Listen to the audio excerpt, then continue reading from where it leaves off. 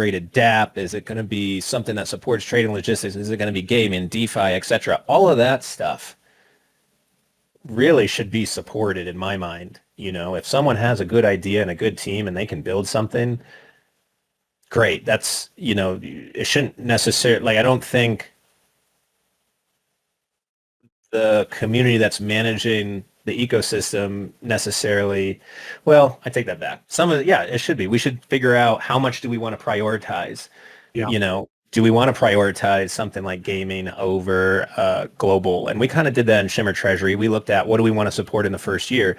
The IF generally supported these like large global, dApps that take multi-millions of dollars of simply flying around the world, doing meetings, doing conferences, and then just years of building this thing. And I think you want those big long terms, but you also need those short terms that's going to support the community. That's also going to support the economics of it. Again, you can have a city with no businesses to go to. Well, that city's going to essentially die out, and you need to build a city before you really maintain a country, right? A country's going to be doing those big global implications. Are you guys planning to maintain the feeless L1 for simple data submission, retrieval, etc. from Lion Alpha? I mean, that's my understanding. Saphir, what's your understanding on that? Yeah, absolutely. When we put it together as the white paper, that was one of the core things we knew we couldn't get away from. Yeah, and I think that's the ultimate vision of IOTA originally, and what Shimmer became was, data submission, data integrity, and a feeless L1. I think that's what really. I just chime in for one moment on that. Mm-hmm. Obviously, I was attracted to the Tangle at the outset because it's this feeless network, and its speed improves as transactions increase, which is wonderful and kind of magical to me. But it's not clear to me. I mean, the whole reason Mana was being introduced, and I imagine one of the motivations for switching to Move and for adding EVMs was because there was no revenue on the network. It was free for everybody, which is awesome for consumers, but it meant it wasn't sustainable. So maybe another point for future discussion is what are the processes, what mechanisms do we put in place to make the network, to make sure that the network is sustainable, that node operators and the administrative effort is funded, is sustainable. Yeah, and I think ultimately that would have to come from really the treasury, and thus a need for a self-fulfilling treasury. And it's, you're right. I think that's the struggle that they always had. The feeless L1 was, the magic of it all. But then how do you get node operators to spend an electric bill on it? Right, and Lion Alpha points out L2 required the fees. Yes, that's true, but then you just had to move to L2. So everyone just stopped using L1 because you had to be on L2 anyway for the smart contracts. And then what's the point of L1 then? We might as well just use an EVM. But there's I think there's, Matt Yarger was all about the feeless data sent, and even, created his own network based on a fork of IOTA, and is killing it. I mean, getting contracts, etc. Really large scale, global. His company's doing great. So there's definitely a benefit to L1 to certain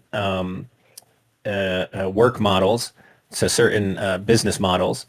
And then there's certain L1 aspects so far at the current stage that don't support certain business models, such as DeFi. I mean, Sooniverse had a feeless DeFi, but it was so clunky that, people would basically say, I don't mind paying 2 cents per transaction on DeFi, so I'm going to go to L2.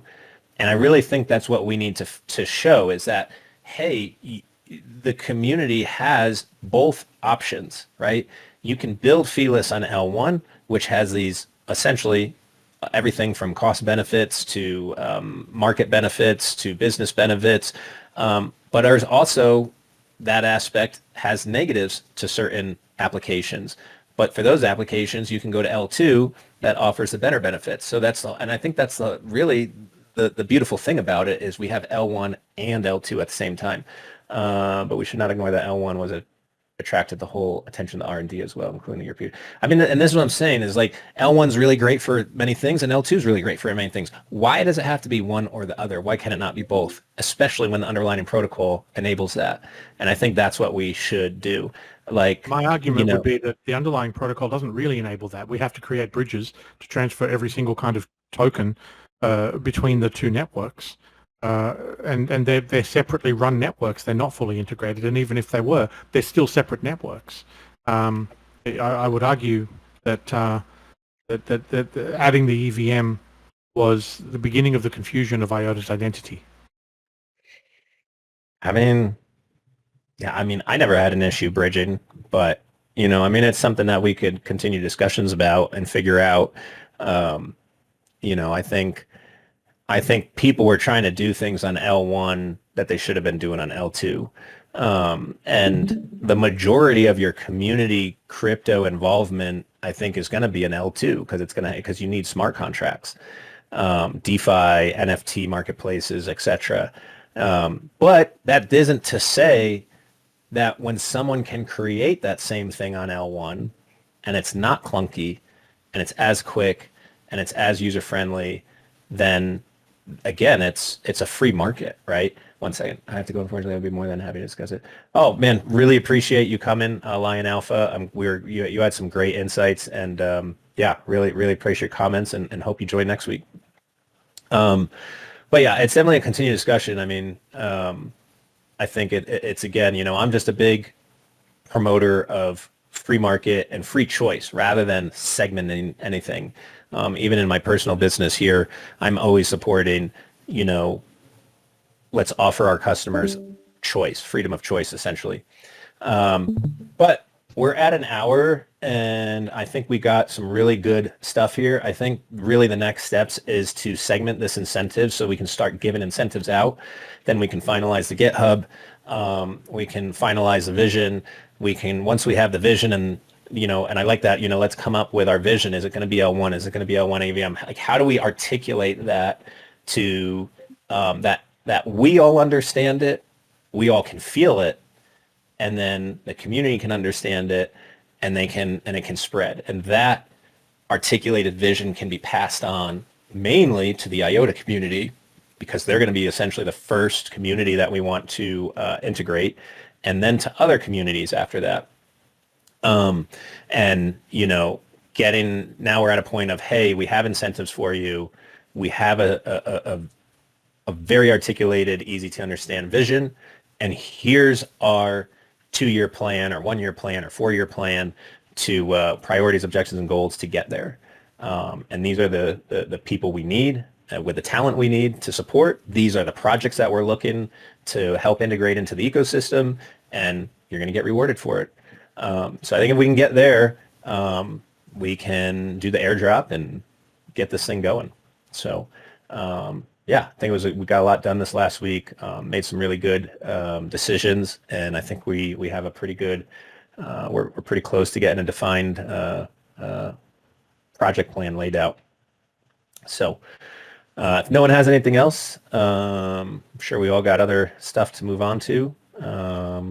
Appreciate everyone coming. Thanks for leading, JD, as always. Keep chatting, everybody. You didn't win the argument, Edward. I'm just joking. No, I think let's just keep that discussion going. But basically, I was saying, I think I really like the idea of sort of articulating and defining that vision to where we fully understand it, the community fully understands it, and then we can portray that out to first the IOTA community and then other ecosystems after that to get this thing going. But it really comes. So I think if we can really get that pinned down, then we can come up with the priorities, objectives, and goals that are going to meet that vision, and then it's on us to maintain completing that vision and not just switching all the time. So, but yeah, I love these discussions weekly, and I'm glad we got a few more participants. I'm just going to wait for. It's small lettering. Runchabel is typing. Feel free to add a comment. Appreciate it, and glad you can join. And we'll see you all next week. And don't forget to get involved in the incentive channel, and that always helps makes the weekly meetings when we get a lot of the discussion done during the week. So appreciate it, and you all have a good weekend.